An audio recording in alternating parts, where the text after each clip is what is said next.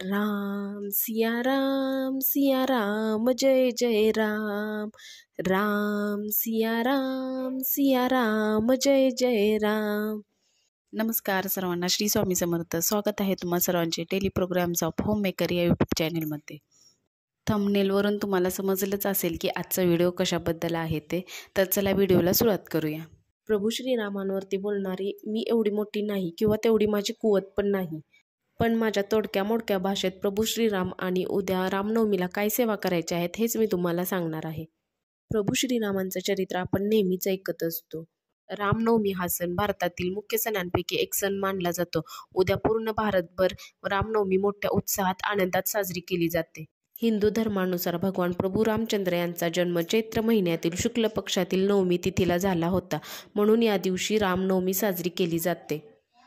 भगवान विष्णूंचा 7वा अवतार असलेल्या प्रभू श्रीरामांच्या जन्माच्या दिवसाला रामनवमी म्हणतात। पौराणिक कथेनुसार पृथ्वी तलावावर पसरलेल्या अत्याचार आणि असुरांचा नाश करण्यासाठी भगवान विष्णूंनी मर्यादा पुरुषोत्तम प्रभू श्रीरामांच्या रूपात अवतार घेतला होता। भगवान प्रभू श्रीरामचंद्र यांना मर्यादा पुरुषोत्तम म्हटले जाते, कारण त्यांनी कठीण काळात ही धर्माची बाजू सोडली नाही, अधर्माचा अंगीकार केला नाही, म्हणूनच त्यांना मर्यादा पुरुषोत्तम म्हणतात, आदर्श पुरुष म्हटले जाते। पौराणिक कथा वाचून किंवा पाहून आपण हे शिकतो की माणसाचे चारित्र्य हे प्रभू श्रीरामांसारखे असावे। एक पत्नी एक वचनी होते प्रभू श्रीराम। प्रभू श्रीरामांची मातृपितृभक्ती खरोखरच अनुकरणीय आहे। वनवासात जाण्याची वडिलांची आज्ञा त्यांनी आनंदाने पाळली। त्या कैकेयी मातेमुळे आपल्याला वनवासाला जावे लागले, तिच्याबद्दल मनात कोणताही द्वेष नव्हता। प्रभू श्रीरामांबद्दल बोलेल तेवढे कमीच आहे। अशा या प्रभू श्रीरामांना मारुतीची सेवा प्रिय आहे।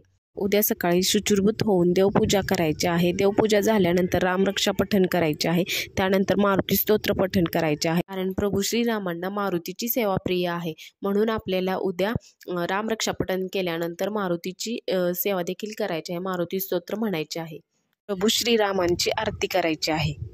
रामरक्षा 11 वेळा पठण केली तर अतिउत्तम। ती कशी पठण करायची तर 1 ते 9 ओव्या आहेत त्या 10 वेळा म्हणायच्या आणि 11व्या वेळेस फलश्रुती सहित म्हणायचे आहे। म्हणजे 1 ते 9 ओव्या आहेत त्या 10 वेळा म्हणायच्या आणि 11व्या वेळेस मग पूर्णच रामरक्षा पठण करायचे आहे फलश्रुती सहित। रामरक्षेच्या प्रत्येक ओवीमध्ये आपण प्रभू श्रीरामांकडे प्रार्थना करत असतो की माझे हात चांगले ठेव, माझे डोळे चांगले ठेव, माझे पाय चांगले ठेव, माझे डोके चांगले ठेव, माझे गुडघे चांगले ठेव, माझे कान चांगले ठेव, अशा सर्व अवयवांचे रक्षण करा, अशी आपण प्रार्थना प्रभू श्रीरामांना करत असतो। असं प्रत्येक ओवीमध्ये आपण प्रार्थना करत असतो।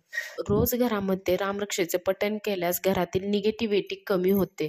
मुलं अभ्यास करत नसतील, चिडचिडापणा करत असतील तर मुलांच्या डोक्यावरती उजवा हात ठेवायचा आहे आणि रामरक्षा पठण करायचे आहे। हे तुम्ही रोज केल्यास अतिउत्तम। मुलांमध्ये इतका फरक पडतो ना, तुम्ही खरोखर करून बघा, हे महिनाभर करा आणि मला काय रिझल्ट येतो ते मला कमेंटमध्ये सांगा। ज्यांना रामरक्षा वाचता येत नाही त्यांनी श्रीराम जय जय राम किंवा श्रीराम हा मंत्र जप करायचा आहे। रामरक्षा पठणामुळे वाणीवर योग्य संस्कार होतात। नित्य रामरक्षा पठणाने शक्ती उत्पन्न होते व ती आपले सदा सर्व रक्षण करते। ज्यांची मुले मोठी आहेत त्यांना रोज रामरक्षा पठण करायला सांगा, खरोखर खूप प्रभावी अशी ही सेवा आहे। झालेली सेवा प्रभू श्रीरामांचरणी रुजू करते आणि व्हिडिओ इथंच थांबवते। व्हिडिओ कसा वाटला हे कमेंटमध्ये नक्कीच सांगा। व्हिडिओ आवडल्यास लाईक, शेअर आणि सबस्क्राईब करा।